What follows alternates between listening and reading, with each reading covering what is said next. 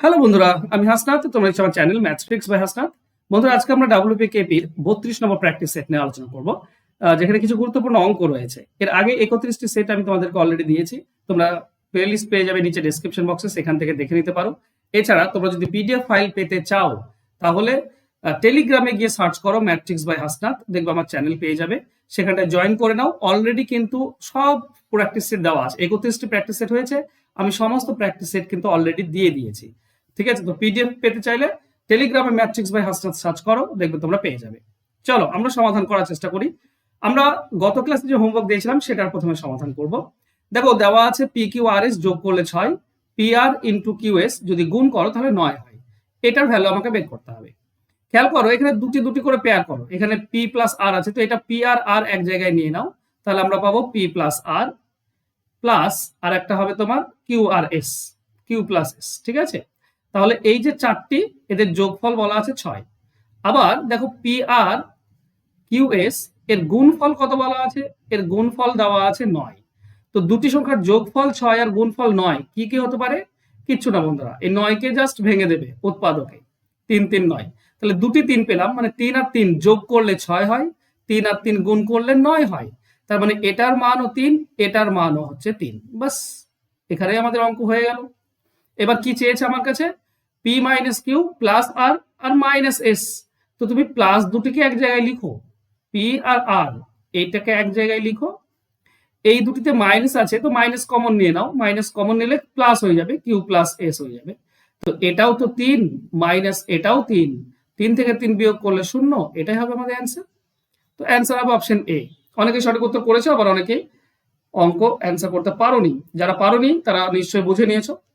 চলো আমরা আজকের কোশ্চেন যাব। আজকের প্রথম কোশ্চেন দেখো, বলা হয়েছে একটি বৃত্ত এবং অর্ধবৃত্তের ব্যাসার্ধ 14, তাদের পরিসীমার অনুপাত কত? এখানে একটা বৃত্ত রয়েছে, এর ব্যাসার্ধ যেটা সেটা হচ্ছে 14। আবার একটা অর্ধবৃত্ত রয়েছে, এরও ব্যাসার্ধ বলা আছে 14। অনুপাত বের করতে হবে পরিসীমা। তো আমরা বৃত্তের পরিধি কি জানি? বৃত্তের পরিধি 2 পাই আর হয়। আর অর্ধবৃত্তের পরিধি কত হয়? পাই আর প্লাস 2 আর, এটা হয়। মানে এই ব্যাসার্ধ, ব্যাসটাও যোগ করতে হয়, ব্যাসটাও যোগ করতে হয়।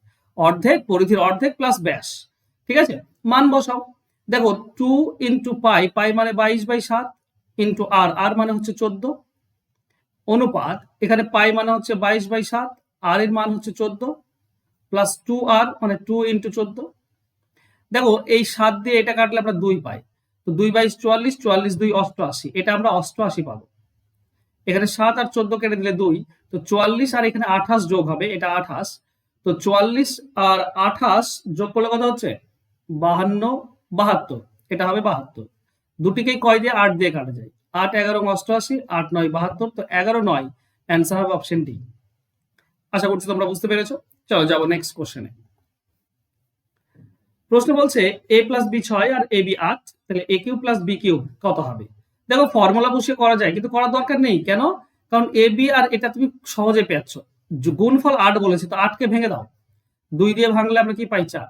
দেখো 2 আর 4, 2 আর 4 এমন দুটি সংখ্যা, সেই 4 আর 2 যোগ করলে 6 হয়, আবার 4 আর 2 গুণ করলে 8 হয়। তাহলে আমি এ এর ভ্যালু পেয়ে যাচ্ছি সরাসরি 4, আর বি এর ভ্যালু পাচ্ছি 2। আর তো করার দরকার নেই, এটা মুখোমুখি তুমি পারবে। তাহলে এখানে এ কিউব বলেছে আর বি কিউব বলেছে। এ কিউব মানে 4 এর কিউব, প্লাস বি কিউব মানে 2 এর কিউব। এটা হচ্ছে 4 এর কিউব 64, আর 2 এর কিউব 8, 64 আর 8 হচ্ছে 72। এটাই হচ্ছে অ্যান্সার। তো সবসময় ফর্মুলা বসাতে হবে, তার কোনো মানে নেই, জাস্ট এভাবে বসেও তুমি অ্যান্সার পেয়ে যাবে। ওকে, চলো নেক্সট কোশ্চেন যাব। দুটি পাত্রে দুধ ও জলের অনুপাত দেওয়া আছে 5 6 আর 13 9। মিশ্রণ দুটি মেশানোর পর মিশ্রণ অনুপাত কত হবে? এই ধরনের অঙ্ক যখনই তুমি ফেস করবে বন্ধুরা, তখন মানে পাত্রটাকে সমান করার চেষ্টা করবে। দেখো এই দুটি যোগ করলে 11 হয়, আর এই দুটি যোগ করলে হচ্ছে 22। তাহলে 11কে 22 করা যায়, 2 দিয়ে গুণ করে 22 করা যায়। তাহলে যেটা 22 হয়ে আছে সেটা লিখে রাখো। একটা কত? 13:9। এটা 22 অলরেডি হয়ে আছে, তো এটা থেকে যাবে, 13:9 থেকে যাবে। কিন্তু এই যে 5 আর 6 আছে, 5 আর 6 যোগ করলে 11 হয়। এই দুটির সঙ্গে 2 গুণ করে দাও। 5 এর সঙ্গে 2 গুণ করলে 10, আর 6 এর সঙ্গে 2 গুণ করলে 12। এটাও দেখো 22 হয়ে গেল, এটাও 22, এটাও 22। আর এই দুটি অনুপাত সেম অনুপাত, জাস্ট 2 দিয়ে গুণ করেছে। একে আবার 2 দিয়ে কাটলে আবার এটা পাবে। তাই না? 10 আর 12কে 2 দিয়ে ভাঙলেই এটা পেয়ে যাবে, 5 6 পেয়ে যাবে। তো দুটি অনুপাতও সেম অনুপাত, আলাদা কিছু নয়। এবার তোমার কাজ হবে কি, যেহেতু দুটিই 22, তাই প্রথম পদ যোগ করে দাও, মানে এটা হয়ে যাবে 23, আর দ্বিতীয় যোগ করে দাও, মানে এটা হয়ে যাবে 21। তো 23 21 এটাই আমাদের অ্যান্সার হবে। অ্যান্সার হবে অপশন সি। খুব মজার, এগুলো কিন্তু এইভাবেই বের করতে হয়, এইভাবে বের করলে খুব সহজে পাবে। চলো নেক্সট। একটি কাজ 5 জন পুরুষ 6 দিনে করতে পারে এবং ওই কাজ 10 জন মহিলা 5 দিনে করতে পারে। ওই কাজ 5 জন মহিলা ও 3 জন পুরুষ একসঙ্গে কত দিনে করবে? দেখো অনেক ভাবে করা যায়, 3 ভাবে করা যায় অঙ্কটিকে। একটা পুরুষ মহিলার অনুপাত করে করা যায়, একটা সরাসরি পুরুষ বের করে বা মহিলা বের করে করা যায়। আমি তোমাদেরকে বলছি। প্রথমে দেখো, একটা জিনিস বলেছে 5 জন পুরুষ 6 দিনে করে। তাহলে বলো একজন পুরুষ কত দিনে করবে? একজন পুরুষের সময়টা গুণ হয়ে যায়, মানে 5 6 30 দিন লাগবে। 5 জনের 6 দিন, তো একজনে করলে কিন্তু 30 দিন। আবার এখানে কয়জন পুরুষ? 3 জন পুরুষ চেয়েছে, তো একজন পুরুষ 30 দিন, 3 জন পুরুষ করবে 10 দিন। একজনে যদি 30 দিন লাগে, তো 3 জনের 10 দিন লাগবে, 3 ভাগের 1 ভাগ। তো 3 জন পুরুষ 10 দিন, এটা আমরা পেয়ে গেলাম। আবার মহিলা দেখো, মহিলা কি বলা আছে? মহিলা বলা আছে 10 জন মহিলা 5 দিনে করতে পারে। তাহলে একজন মহিলা 50 দিন লাগবে, 5 10 50 দিন। তাহলে 5 জন মহিলা, একজন যদি 50 হয়, তো 5 জন মহিলা 10 দিন লাগবে, 10 ভাগের ভাগ হয়ে যাবে। 5 গুণ হলে এদিকে 5 ভাগ হয়ে যায়। তাহলে 3 জন পুরুষ এরাও 10 দিন, 5 জন মহিলা এরাও 10 দিন। এরা সবাই মিলে কত করে? 3 জন পুরুষ প্লাস 5 জন মহিলা, এরা কতক্ষণে করবে? তো আমরা সকলেই জানি কি বলতো, এ আর বি যদি আমরা দেখি, এ 10 দিনে, বি 10 দিনে, তাহলে এক্স ওয়াই উপরে গুণ হয়, নিচে যোগ হয়ে যায়, তাই না? মানে 10 আর 10 উপরে গুণ হবে, আর 10 আর 10 নিচে যোগ হয়ে যাবে 20। তো 100কে 20 দিয়ে ভাগ করলে 5, এটাই তো আমাদের অ্যান্সার, তাই না? বা এভাবে যদি তুমি না করতে চাও, এটা আমার মতো বলে খুব সহজ, এভাবে না করলে তুমি এটা করতে পারছো। 5 জন পুরুষ 6 দিনে, তো একজন পুরুষ করবে 30 দিনে, একজন পুরুষ 30 দিনে। আবার 10 জন মহিলা 5 দিনে, তো একজন মহিলা করবে 50 দিনে, একজন মহিলা 50 দিনে। তাহলে 30 জন পুরুষ, সরি, একদিনে করতে গেলে 50 জন মহিলা লাগবে, 30 জন মহিলা পুরুষ লাগবে আর 50 জন মহিলা লাগবে, এরা একদিনে করতে পারবে। তার মানে পুরুষ আর মহিলা যদি তুমি দেখো, 3 জন পুরুষ সমান সমান হচ্ছে 5 জন মহিলা, এইটাই তো বলা আছে। এবার দেখো, এই 5 জন মহিলার জায়গায় আমি 3 জন পুরুষ লিখতে পারি, 3 জন পুরুষ, আর এখানে 3 জন পুরুষ চেয়েছে, তাহলে 3 জন পুরুষ 3 জন পুরুষ 6 জন পুরুষ কত দিনে করবে এটা বের করতে হবে। দেখো 5 জন পুরুষ 6 দিনে বলা আছে, 5 জন পুরুষ 6 দিনে, তাহলে 6 জন পুরুষ করবে 5 দিনে, এটাই তো বের করতে হবে আমাকে। এটা অনেকে সহজ মনে করতে পারো, কিন্তু হ্যাঁ এটা সহজ, এটা খারাপ না, তবে আগের নিয়মটাও খারাপ না। সব যেটা যেখানে তোমাদের মনে আসবে তখন সেভাবে তুমি করবে, অ্যান্সার পেয়ে যাবে। চলো নেক্সট কোশ্চেনে যাই। কোশ্চেনে কি বলা হয়েছে? বলা হয়েছে যে একটা বৃত্তাকার পার্কের পরিধি ও ব্যাসার্ধের অনুপাত,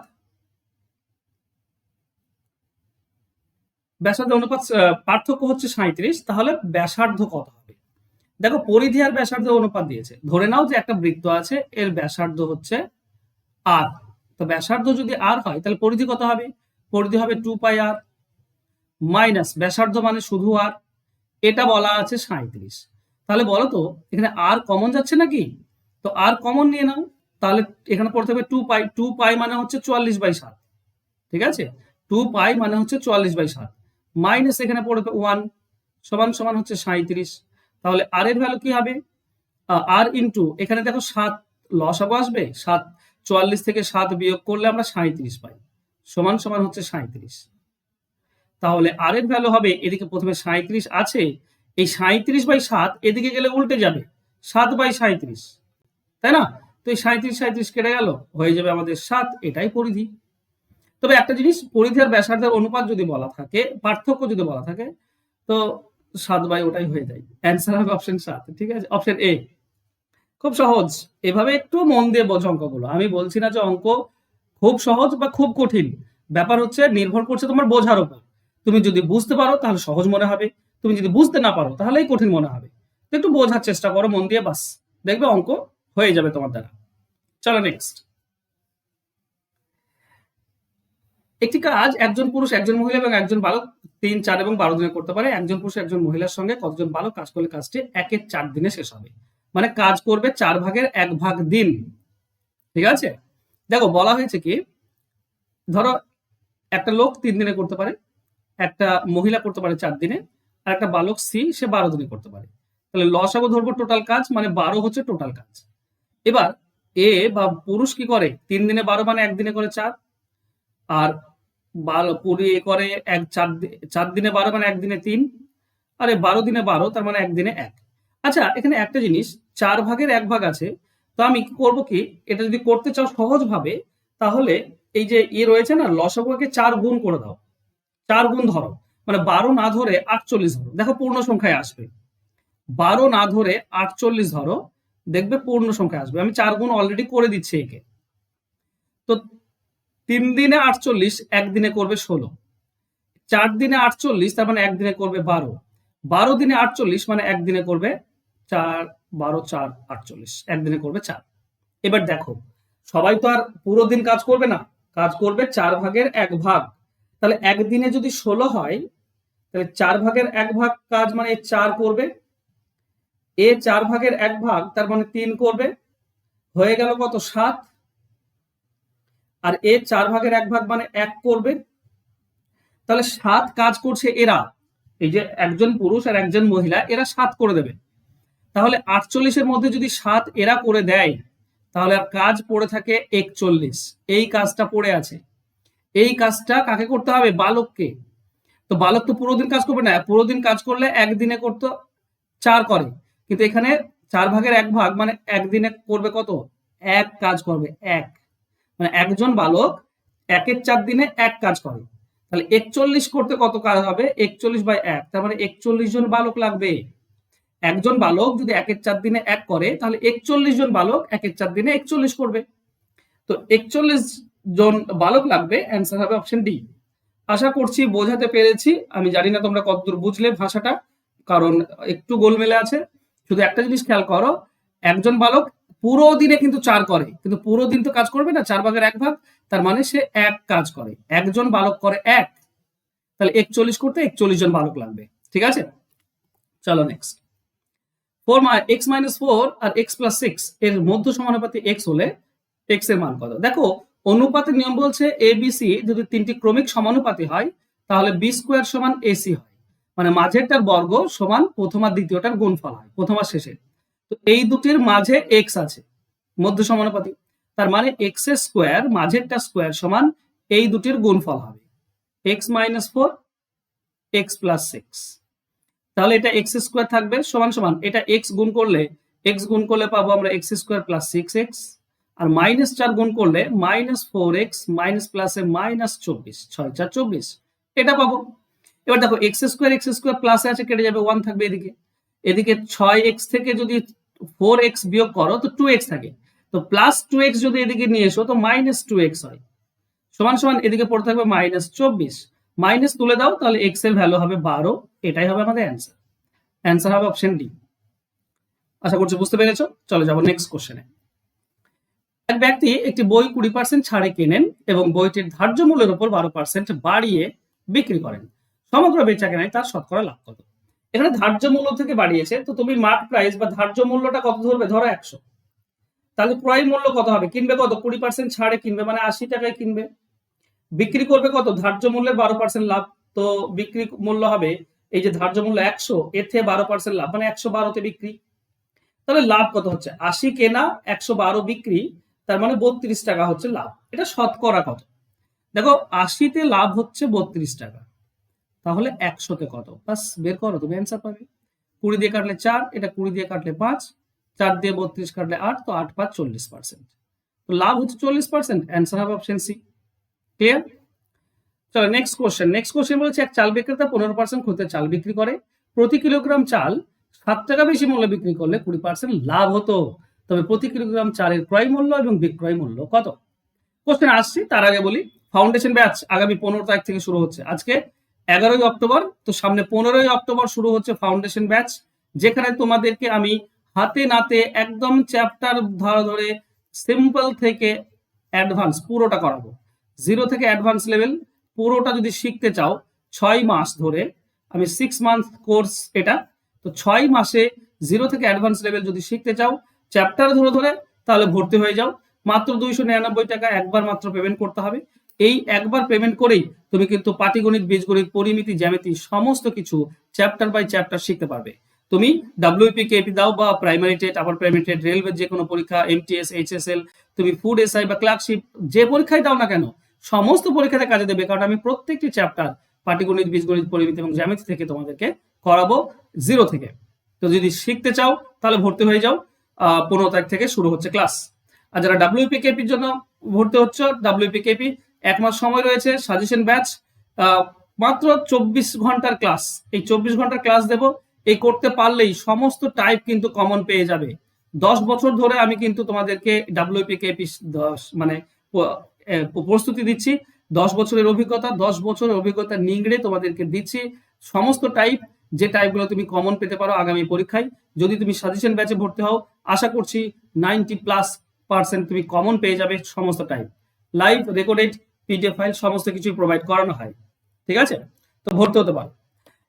এটা তোমাদের জন্য হোমওয়ার্ক থাক, আমরা নেক্সট ক্লাসে এটার অ্যান্সার বের করবো। দেখি তোমরা তোমাদের মধ্যে কারা কারা এটার সঠিক উত্তর দিতে পারো, ঠিক আছে? এখানে ক্রয় মূল্য এবং বিক্রয় মূল্য দুটোই তোমাকে বের করতে হবে। আশা করছি তোমরা সকলে অ্যান্সার বের করবে। আর আজকে ক্লাস ভালো লেগেছে, কোশ্চেনগুলো খুব ইম্পর্টেন্ট ছিল, প্রত্যেকটি কোশ্চেন ইম্পর্টেন্ট। আর এই কোশ্চেনগুলো তোমাদেরকে অবশ্যই জানতে হবে, এই কোশ্চেন না জানলে কিন্তু ডাব্লিউপি কেপি পরীক্ষা পার পাওয়া খুব মুশকিল। তো অবশ্যই এই ধরনের অঙ্কগুলো বেশি করে প্র্যাকটিস করো, আর আশা করছি তোমাদের পরীক্ষায় ভালো ফল হবে। থ্যাংক ইউ সো মাচ, দেখা হবে নেক্সট ক্লাসে। ততক্ষণ ভালো থেকো, সুস্থ থেকো, ধন্যবাদ।